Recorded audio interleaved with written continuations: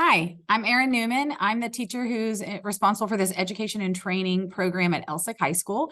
And first, I want to say I'm so sorry about yesterday's Zoom. I was over at the admin building. I was on my school laptop, and it would not let me get on. And he said I needed admin approval. So I apologize for those of you who tried to get on and get going. But hopefully, you guys were able to look through the slideshow. I do want to go over a couple of things. So I'm going to share my screen and let's see. Okay, that should be. Nope, that's not it. Let's see if I share screen. There it is. Okay. So this is the Schoology group that if you haven't joined, go ahead and join now. It is a group. We've been doing this program for about 10 years in Alief. It started at Taylor High School, and kids from Elsik and Hastings would bus over.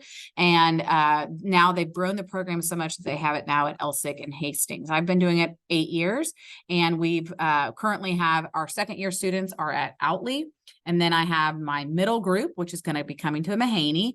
And this is our second year working with Mahaney. And then but I know all of you are new. And then my Heflin group, that's a brand new school for us. And I'm really excited to come to Heflin this year. We've also worked with AMS. I've worked with Budewig. I've had some kids go over to ENGC. We've worked with MATA and Ewins. So we've kind of been all over the place. Taylor's at different schools. We're trying to grow the program because we know, we want teachers, our teachers, to learn the Alief way. And the best way to do that is through this program.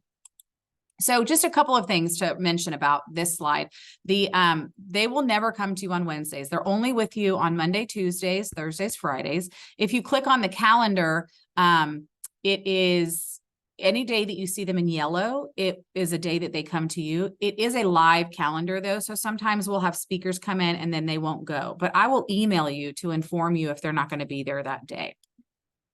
There's also some important dates. If you click over here for Mahaney and Heflin, there's some dates there that are things that we're working on in class, just things that they may send to you throughout the year that they could practice with, or just so it kind of keeps you updated of what we're doing during my class time.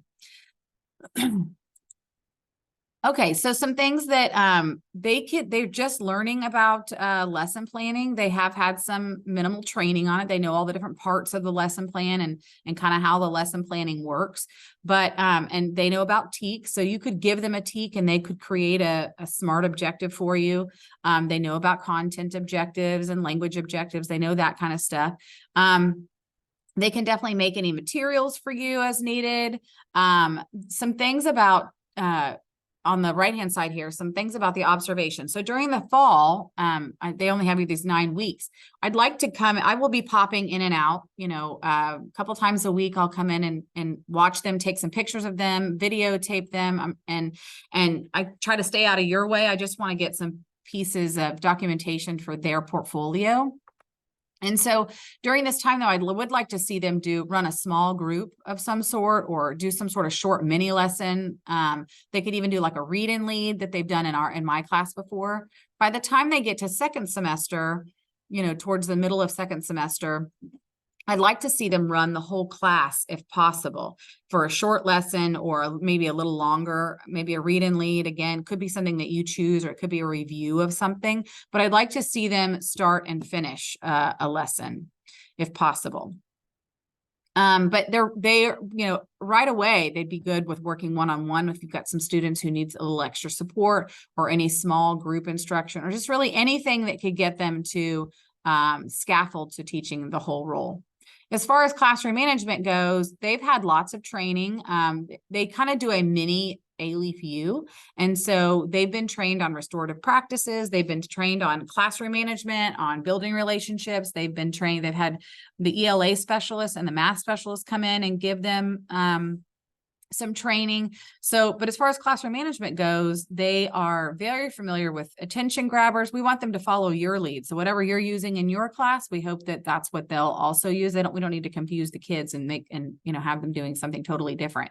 But their goal is to build positive relationships with the students and keep students on track and, redirect students who might be off task, And if there's any major issues, they shouldn't be handling that. They should be, turning to you for support in that. Other things they can do to be helpful to you. We want this to be a very helpful, partnership between you and them. This is not a sit and get. So they can be doing things like grading papers or projects. They can create bulletin boards. They can lead lines, things like that. We have had a few kids do some conferences. This might be something that you might never have to deal with, during their time. But if you have a parent conference, either over the phone or in person, that could be something really, worth observing, and almost all my kids are bilingual. So if you need some help there, but really anything that's required of you, they can also learn from. Other things, we're not going to read this whole list, but they're really good at technology. So creating any games or anything like that online is, super easy for them, much faster than it is for me. Canva posters. So if you need flyers or newsletters, things like that, just tell them what it is and they can, help you do that. But planning different events, special events, or creating materials for those special events, or like I said, they've done restorative practices. They've even created one themselves that they could use and share in your class. They're very good at brain breaks. We do ABL every day in my class, so they can add ABL parts to your lessons if you don't already have them in there. Spelling tests, math quizzes, things like that. They can, easily, it's a good way to get them involved.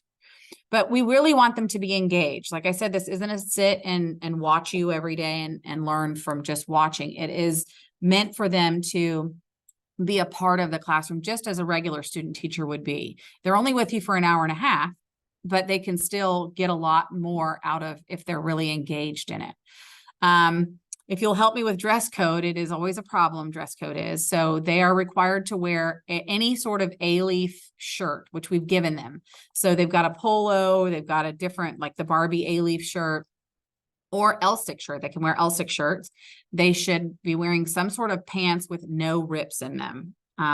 Their IDs should be on. They love to put them in their pockets, so they must be visible.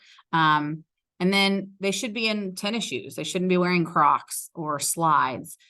If they show up and I haven't caught them while they're getting on the bus, just please let me know, hey, so-and-so showed up and they didn't have their appropriate uniform on, and tell them, hey, you need to be making sure you wear your uniform. Same with earbuds. You're going to see, they love to wear their earbuds, even though they say their music is off. And I'm always like, take your earbud out. But, so they know they're not supposed to have that, but they are teenagers. So they may, still do that. Just redirect them and tell them you need to take your earbuds out. They shouldn't be on their phones unless they're getting something for documentation purposes. Like if I might tell them, hey, I need you to go and take pictures of bulletin boards around the school, or take a picture of your teacher's board so I can see the objective.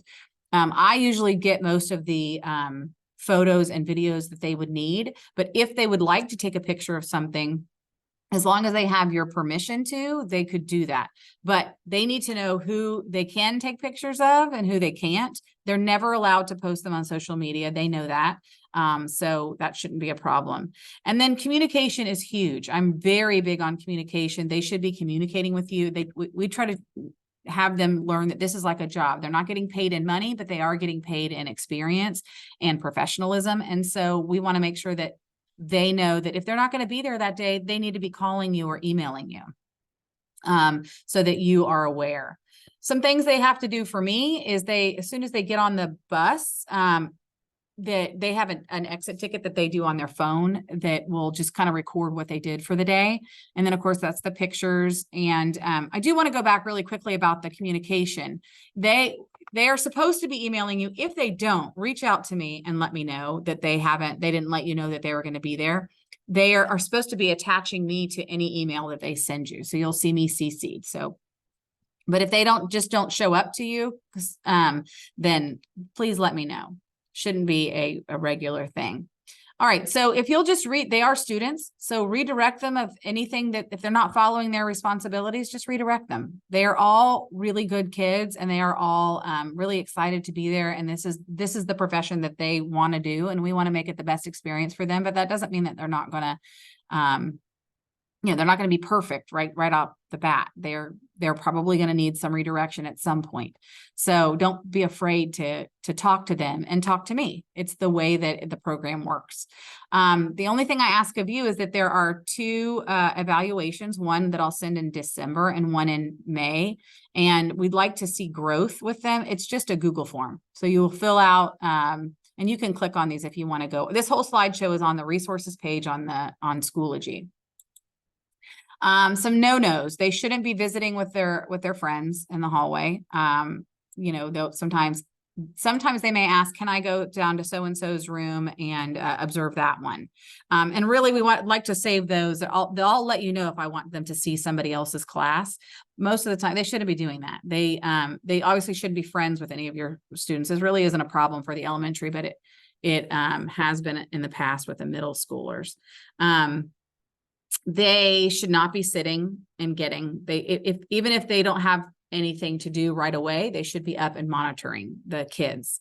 And then they shouldn't be on their phones except to take a video or a photo if they've given permission. And then they shouldn't be disciplining anybody. If you have a substitute, if you know that you're going to have a substitute, like you're going to be out of town, or you have a doctor's appointment and you're not coming in, if you could tell them so that they know what to do that day, that would be great. They can be a real service if you have a substitute in the class, because oftentimes they're going to know your kids better than the substitute will. But I know that oftentimes y'all split your kids, so they can either go where some of your kids are into another teacher's classroom, if that teacher's okay with it, or they can go with one of their peers to their classroom. And then that's a day they could use to observe another teacher.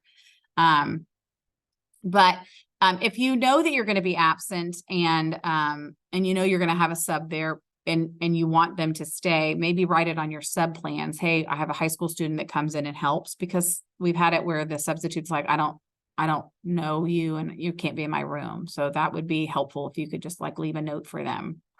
Whatever you decide to do is fine. If you know the whole school's going to be shut down, like maybe on a star day or something that y'all have a school shut down, if somebody could let me know, that would be great. I kind of follow the calendar, and usually the principals will tell me, hey, the whole school's going to be shut down for this, or just the 3rd grade wing is going to be shut down, but the kindergarten, 1st grades, they can still come. So if more than a few of my kids can't come, then we'll leave the whole class back. And I try to communicate that through email. But the program is really a great program. And it's only works if we're all working together. So not just the student, not just me, but also making sure that you as their mentor teacher is, building them to be the best that they can be. They are going to model what you're doing. And so, we want to make sure that we're teaching them how to be an A-LEAF teacher. The goal is for them to go on to college and come back and work in A-LEAF. So this last slide says students in action. If you click on it, it's a video, and several of the students that are in there, the video is about 5 years old, are already in our A-LEAF schools and teaching as teachers. They're 1st-year teachers this year. So some of them, 2 of them are at A-LEAF. There's one who's over at Ollie. There's one who's at O'Donnell. So it's really cool to see these kids, go through the program, love it so much, learn from the best, and then come back and be teaching our kids. So if you have any questions, please reach out to me. You can call me. Or you can email me, and I look forward to meeting all of the Mahaney teachers tomorrow and seeing both Mahaney and Heflin tomorrow. So thank you so much, and we'll see you soon. Bye.